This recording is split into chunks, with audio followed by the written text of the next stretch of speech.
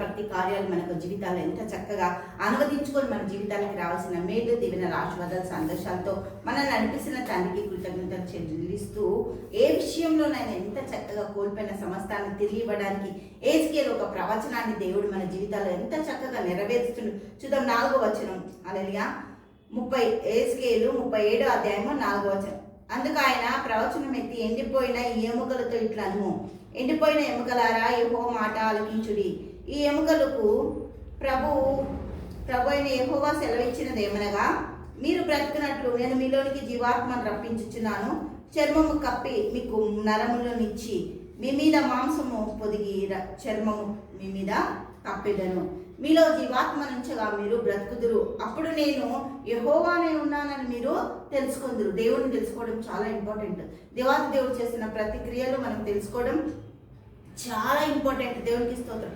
ఆయన నాకు ఇచ్చిన ఆజ్ఞ ప్రకారం నేను ప్రవచించగా గడగడమని ధ్వని ఒకటి పుట్టెను. అప్పుడు ఎముకలు ఒకదాంతో ఒకటి కలుసుకొనెను. ఎముకలు కలుసుకోవడానికి, అందరూ ఒక సైన్యముగా నిలబడడానికి దేవుడు ఏస్కేల్కి ఇచ్చిన గొప్ప భాగ్యం ప్రవచన శక్తి.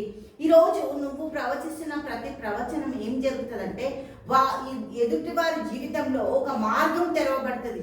వీళ్ళు బ్లెస్ అవ్వను గాక, వీళ్ళ మంచి క్యారియర్ని దేవుడు దీవించను గాక, వీళ్ళు నిత్యత్వంలోనికి వెళ్ళుదురు గాక, వీళ్ళ కుటుంబానికి రక్షణ వచ్చును గాక అని నువ్వు ప్రవచించినప్పుడు నీ జీవితంలో అది జరగడానికి దేవుడు అవకాశాలు అనుగ్రహిస్తాడు. దేవుడు అవకాశం ఇస్తే ఎవ్వరు ఆపలేరు. దేవుడికి స్తోత్రం.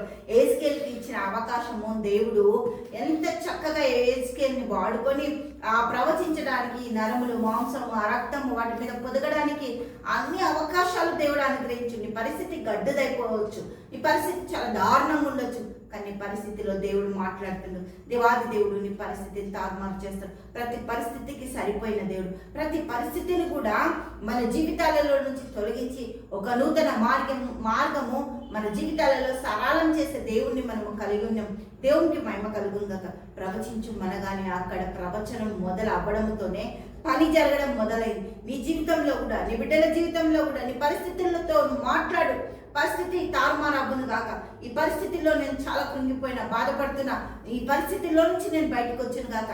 నువ్వు ఎప్పుడైతే మాట్లాడతావో, ఎప్పుడైతే దేవుని వైపు మగ్గుతావో, ఎప్పుడైతే దేవునితో సహవాసం కలిగి ఉంటావో, ఆ ప్రవచనము నీ జీవితంలో పనిచేస్తుంది. ఆ ప్రవచనం ఇతరుల జీవితాల్లో పనిచేస్తుంది. ప్రవచనము మన జీవితాలకి చాలా ప్రాముఖ్యమే. అందుకే దేవుడు మన నాలుకలను అభిషేకించి ఆశీర్వదించి ప్రవచన కర్తలుగా మనల్ని నిలబెట్టిండు. దేవుడికి మహిమ కలుగును గాక. హల్లెలూయా. తండ్రి యేసయ్యకే స్తోత్రం. గొప్ప దేవ, అద్భుతంగా ఆశ్చర్యకరమైన స్తుతులు స్తోత్రాలు. ప్రవచనాత్మకమైన శరీరాలుగా బిడ్డల శరీరాలు మార్చండి. మీ ఆత్మతో నింపండి, బలపరచండి, నడిపించండి. యేసు నామమున ప్రార్థిస్తున్నాము తండ్రి. ఆమేన్, ఆమేన్, ఆమేన్.